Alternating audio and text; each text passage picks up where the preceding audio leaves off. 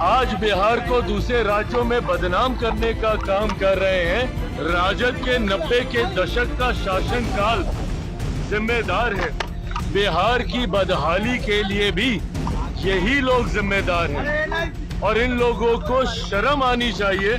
बिहार के बारे में ऐसी सोच दूसरे राज्य में जाकर रखते हैं। नमस्कार, आप देख रहे हैं बदलाव अब तक न्यूज। मैं हूं राकेश रंजन।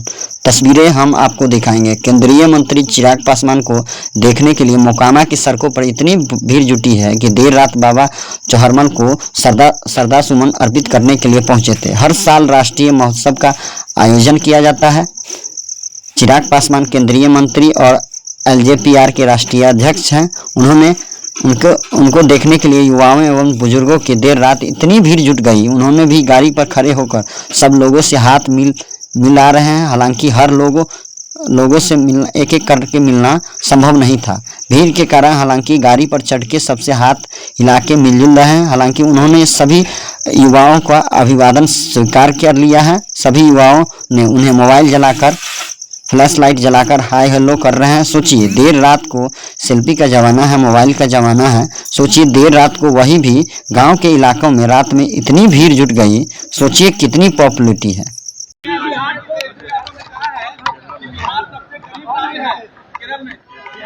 दूसरे राज्य में जाकर नेता प्रतिपक्ष चुनावी लाभ के लिए अपने ही गृह राज्य को बदनाम करने का काम कर रहे हैं। और अगर दूसरे राज्य में जाकर अगर उनको ये बताना पड़ रहा है कि बिहार सबसे गरीब राज्य है, तो बिहार को गरीब बनाने वाला और बनाए रखने वाले की भूमिका में कौन लोग थे, ये जवाब भी तेजस्वी जी को देना चाहिए था। वहां पे बताना चाहिए था कि मेरी पार्टी, मेरा परिवार जिम्मेदार है बिहार को पिछड़ा बनाने के लिए।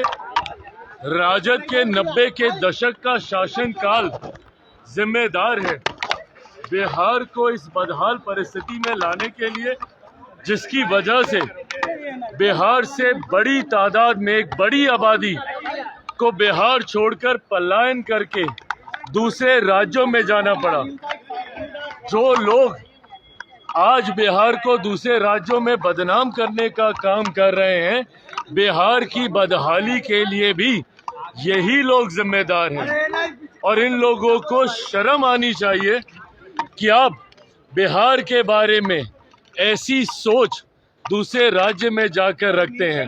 बिहार के लोग भी इन बातों को सुन रहे हैं और उन्होंने इस चुनाव में भी आपके इन्हीं वक्तव्यों और आपके इन्हीं कार्यों की वजह से आपको नकारने का काम किया।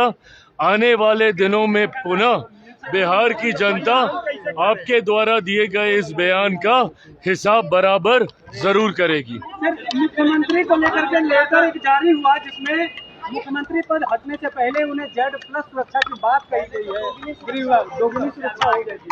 देखिए, मुख्यमंत्री जी के कद को, उनके अनुभव को और उनकी सीनियरिटी को मद्देनजर रखते हुए केंद्र सरकार और बिहार सरकार भी जो नए नेतृत्व में शपथ लेगी, दोनों सरकारों के द्वारा मौजूदा मुख्यमंत्री नीतीश कुमार जी के मान सम्मान के साथ कतई कोई समझौता नहीं किया जाएगा, ये विश्वास दिलाता हूँ।